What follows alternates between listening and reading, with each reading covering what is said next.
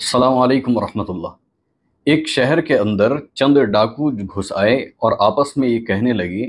कि भाई ज़रा एहतियात से काम लेना, कहीं ऐसा ना हो कि हम पकड़े जाएं, और अपने कपड़ों को ज़रा रंगवा लिया जाए। उस डाकुओं का जो गिरोह था उसके सरदार ने कहा कि बेहतर ये रहेगा कि हम लोग दरवेश जो होते हैं यानी सूफ़ी हजरात, उनके भेस के अंदर अगर हम जाएंगे तो कोई हमें समझ नहीं सकेगा। दूसरी चीज़, अल्लाह का ज़िक्र करते हुए हमें वहाँ पर रहना है, जहाँ से भी गुज़रें अल्लाह का ज़िक्र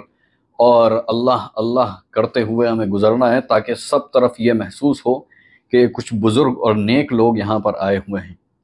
बहरहाल वो लोग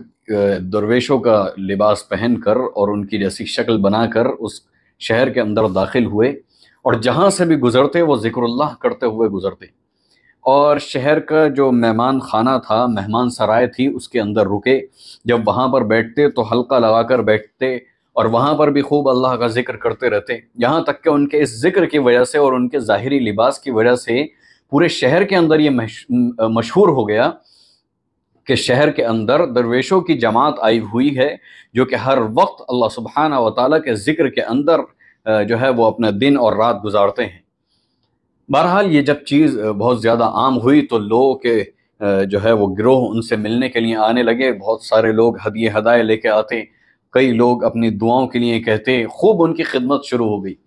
बात इतनी मशहूर हुई कि उस वक्त का जो वहाँ का बादशाह था उस तक ये बात पहुँची कि शहर के अंदर ऐसे ऐसे बुज़ुर्ग हजरात आए हुए हैं जो कि अल्लाह के बंदों के लिए दुआएं भी कर रहे हैं। बहरहाल वो जो बादशाह था वो अपने फ़ौज के साथ वहाँ मेहमान सराय जो थी वहाँ पहुँचा और उन लोगों से उसने मुलाकात की, उन लोगों से दुआ के लिए कहा और ये कहा कि अगर आप मुझे इस लायक समझें तो मेरी तरफ से एक वक्त की दावत कबूल फरमा लें और कल रात आप हमारे घर आ जाएं, हमारे महल आ जाएं और रात का खाना मेरे साथ तनावुल फरमाएं। बहरहाल ये जो डाकू थे, जो बुज़ुर्गों की शक्ल बनाए हुए थे, उन्होंने इस दावत को कबूल कर लिया। वो लोग उनके यहाँ दावत में गए, बादशाह के यहाँ, उनके महल में, और जब उन्होंने दावत खा ली तो बादशाह ने एक अपने बेटे को उनके खिदमत में पेश किया। कहा कि ये जो लड़का है इसको फालिज का मर्ज़ है और इसके अलावा मेरी कोई औलाद नहीं है, लिहाजा मेरी दरख्वास्त है कि आप इस बच्चे के हक़ में दुआ फरमाएं कि ये सही हो जाए। अब डाकू तो बड़े परेशान हो गए कि भाई हम तो बदमाश लोग हैं, हम तो ऐसे बदकार लोग हैं, लोगों का नुकसान करने के लिए आए हैं, उन्हें तकलीफ़ पहुंचाने आए हैं, और ये हमसे दुआ के लिए कह रहे हैं। बहरहाल डाकुओं ने दुआ के लिए हाथ उठाए और दिल ही दिल में ये कहने लगे कि ए हमारे रब, ए अल्लाह, तूने जिस तरीके से हमारे गुनाहों के ऊपर पर्दा डाला है और हमारे ये गुनाह, हमारी बदकारियां तूने छुपाई हैं, जिस तरीके से तू इस चीज़ पर कादिर है, तू इस चीज़ पे भी कादिर है कि तू इस बच्चे को दुरुस्त कर दे, इसको शिफा अता फरमा दे। या अल्लाह, हम तेरे बंदे हैं, हम गुनाहगार हैं, सियाकार हैं, मगर हम तेरे बंदे हैं और तेरे दर के अलावा हम कहाँ जाएंगे। बहरहाल वो उनकी जो उन्होंने अल्लाह के हुजूर में दुआ मांगी दिल ही दिल में, और उन्होंने अपने गुनाहों का भी जिक्र किया,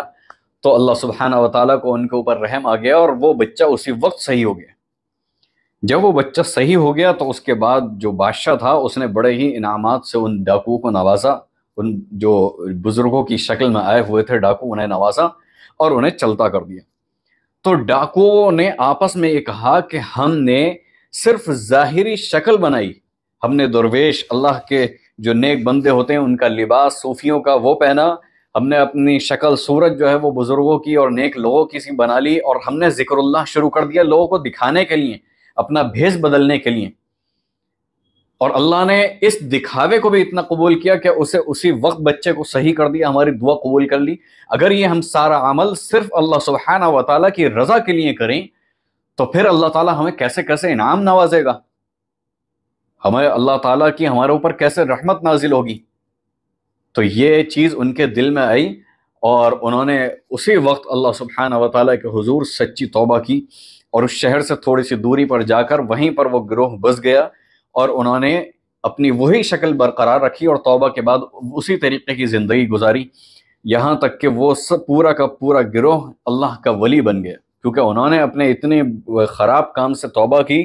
اور اپنی زندگی ایک دم پلٹ دی اور اللہ کے سامنے اپنی زندگی کو قربان کر دیا. تو یہ ہے فائدہ ظاہری شکل بنانے کا،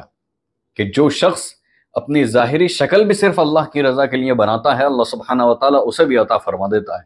سچ ہے کہ ظاہری شکل، صورت اور پہناوے کا جو اثرات ہوتے ہیں وہ انسان کی سیرت پہ بھی پڑتے ہیں. اللہ سبحانہ و تعالیٰ ہم سب کو اسلامی لباس، اسلامی شکل صورت بنانے کی توفیق عطا فرمائے اور اخلاص کے ساتھ رہنے کی توفیق عطا فرمائے. جن لوگوں نے ہمارے چینل کو ابھی تک سبسکرائب نہیں کیا ہے وہ سبسکرائب کریں، اور جو لوگ اس ویڈیو کو دیکھ رہے ہیں وہ ویڈیو کو لائک کریں اور صدقہ جاریہ سمجھ کر اس ویڈیو کو شیئر کریں. اور آپ کو کسی بھی قسم کی اور کوئی ویڈیو بنانی ہے، یا جو ہمارا یہ ویڈیو کلپ چلتی ہیں اس میں کچھ اور اصلاحات چاہتے ہیں، تو وہ لوگ ہمیں کمنٹ میں بھی بتا سکتے ہیں. وآخر دعوانا الحمد للہ رب العالمین، والسلام علیکم ورحمۃ اللہ وبرکاتہ.